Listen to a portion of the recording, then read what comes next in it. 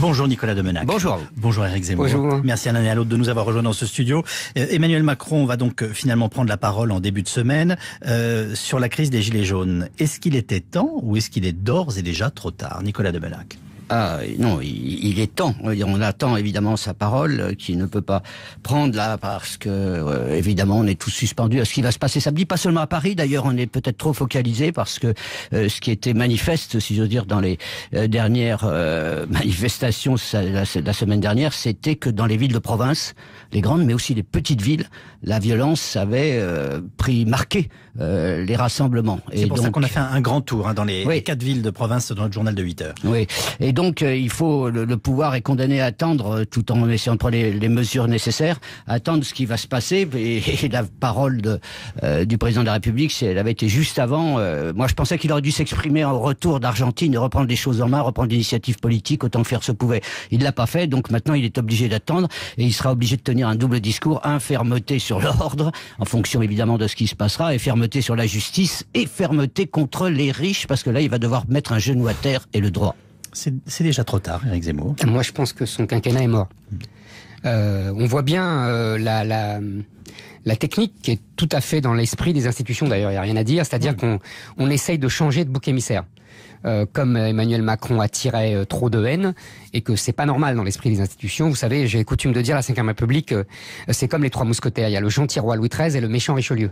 Donc on essaie de repasser vers Philippe pour être le méchant Richelieu. Alors on dit tout a commencé aux 80 km/h. On dit c'est lui qui est rigide, qui a pas voulu. Vous voyez, on essaye de tout doucement par une communication habile. Au cirque, c'est le clown blanc et le Voilà, exactement.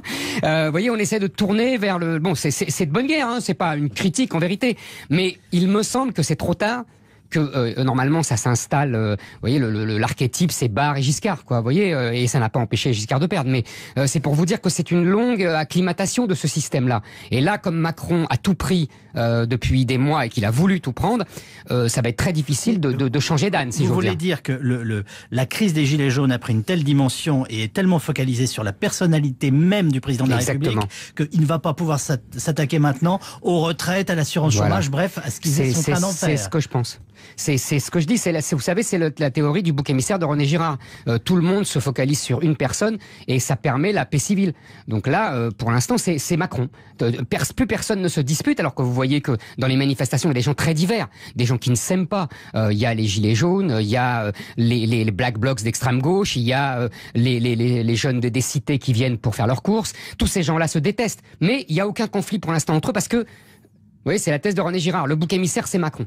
Et je suis très frappé de ça. Dans l'analyse d'Éric Zemmour, la logique est que finalement, Nicolas Demenac, le président, n'a rien à nous dire, ou en tout cas ne peut plus rien nous dire. Mais il faut dire que Éric Zemmour peut avoir quelques difficultés à concevoir la nature réelle du mouvement parce qu'il sort de ces catégories. C'est-à-dire qu'il nous a toujours expliqué que le problème de la France, c'était son identité et son rapport à l'immigration. Or là, c'est une question sociale qui est posée par les Gilets jaunes. Fondamentalement, ce sont tous les chercheurs qui l'avouaient aux gémonies, qui réfléchissaient aux inégalités en France, qui là, au fond, peuvent apporter quelque chose. Et le président de la République, dans sa campagne, je veux dire, avait quand même intégré ce qu'il appelait la bienveillance et en même temps. Donc c'est vrai qu'il y a une partie de son quinquennat qui est mort. C'est-à-dire qu'il n'a fait qu'un quinquennat de droite pour commencer. Je veux dire, enfin, le début était trop marqué par la droite. Maintenant, il est condamné à faire du social. Est-ce qu'il le peut encore? Éric Zemmour va nous dire que c'est impossible parce qu'il n'a pas les concepts pour ça. Moi, je pense qu'on peut encore et qu'il va devoir le faire aussi bien sur le SMIC que sur les retraites, et que sur d'autres initiatives qu'il devra prendre pour montrer au fond qu'il y avait un et en même temps dans sa démarche. Et ben, il avait avancé le pied droit. Maintenant, il va devoir avancer le pied gauche. Ce qu'il pourrait donner aux uns, si je suis votre logique, il doit le prendre aux autres. Symboliquement, symboliquement, de toute façon, il faut le faire. Et dans quel équilibre budgétaire, notamment vis-à-vis de l'Europe. Notamment vis-à-vis de l'Europe, mais vis-à-vis des riches. Je veux dire, il a fait l'erreur de l'ISF au départ sans accompagnement social. Il va devoir, d'une manière ou d'une autre, faire payer les riches. Moi, je suis très frappé, et ça fait plusieurs jours. Nicolas Demenac en est une expression parmi d'autres, de la magnifique et très réussie. Je suis admiratif de la récupération des Gilets jaunes par la gauche, qui, au début, il y a 3 semaines, je rappelle les commentaires sur ces gens qui étaient traités de beaufs, de fascistes, etc., de racistes, de xénophobes, d'homophobes.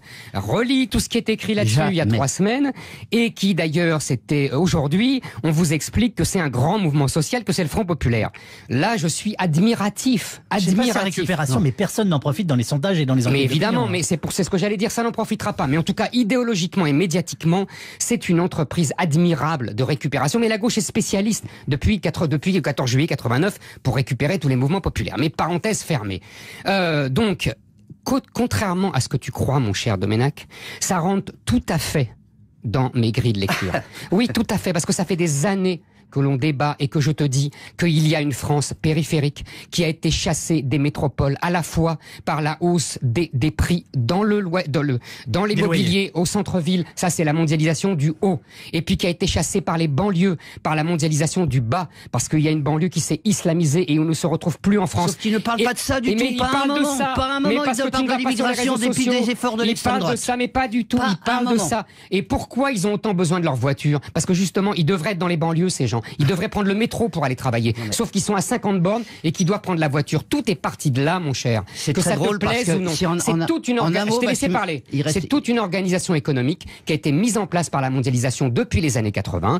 Et je te signale que c'est moi qui ai parlé le premier ici en France de Christophe Guilluy il y a 10 ans, donc ne me dis pas que je ne sais pas ce que c'est que les tests de la France périphérique provoqués par la mondialisation. Sauf Nicolas Domenech. Sauf qu'il y a une partie du raisonnement qui est juste, et de Christophe Guilluy aussi, déjà c'est mieux, sur la France périphérique, sauf que vous avez fabriqué un prolétariat de substitution, comme l'extrême gauche avec les immigrés a voulu voir dans les immigrés le prolétariat salvateur, l'extrême droite donc, dont Éric Zemmour a voulu voir au début dans ces manifestations, au fond la France de la révolte.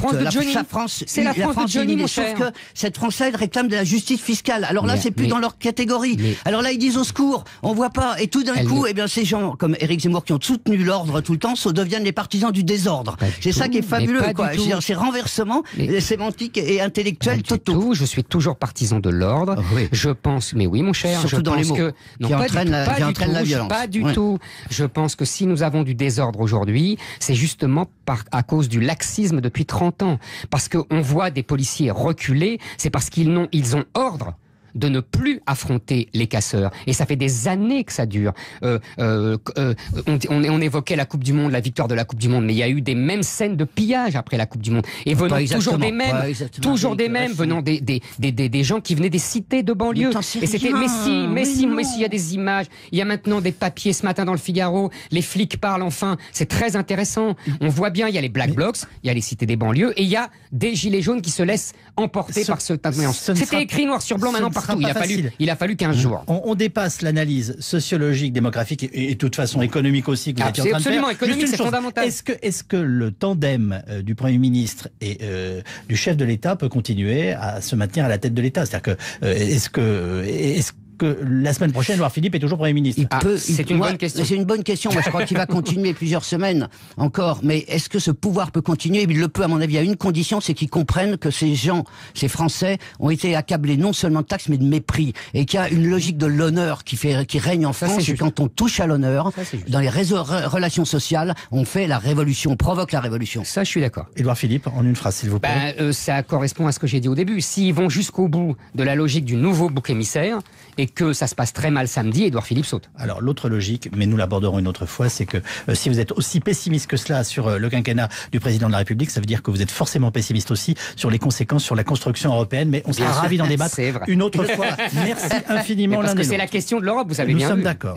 Dans un instant, on retrouve notre curiosité du jour. On va parler médecine et anatomie, et en particulier du rôle de nos intestins. Bonjour Thomas Hugues. Oui, bonjour Yves, bonjour à tous. L'intestin devenu une star depuis le succès du livre de Julia Enders, cette jeune femme médecin en Allemagne, l'intestin qui fait même l'objet d'une expo à la Cité des Sciences et de l'Industrie à Paris. On y apprend que l'axe digestif, qui commence dès notre bouche, est l'un des 3 grands réseaux qui structurent nos fonctions vitales avec le sang et les nerfs. Un réseau qui influence nos sensations et même nos émotions. Tout notre système digestif est en effet recouvert de centaines de millions de cellules nerveuses connectées directement au cerveau, et plus particulièrement dans la zone du cerveau reliée à la gestion des sentiments, de la peur, de la mémoire et de la moralité. On sait par exemple que la digestion de certains acides gras encourage la sécrétion de dopamine, l'hormone du plaisir. Voilà pourquoi j'ai compris, enfin en plein régime, je culpabilise en me disant mais pourquoi ce qui est gras est si bon? À l'inverse, certaines intolérances alimentaires bloquent la sécrétion de sérotonine. Là, c'est l'hormone du bonheur et donc ces intolérances favorisent la dépression. Moralité, dis-moi ce que tu manges, je te dirai qui tu es.